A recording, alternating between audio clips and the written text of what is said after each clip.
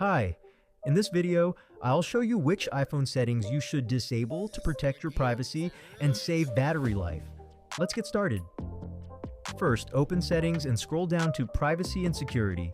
Tap Analytics and Improvements and turn off all the options here. This stops your iPhone from sending data to Apple, helping protect your privacy. You can tap each setting to read more if you're curious.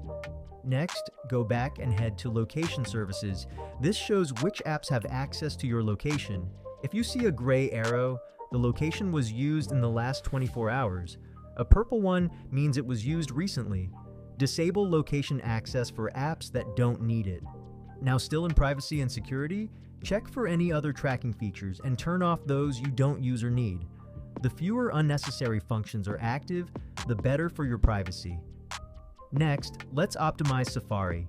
In Settings, scroll to Safari or your preferred browser, then disable unnecessary features under Privacy and Security to reduce tracking. To save battery, go back to Settings and tap General Background App Refresh. Turn it off.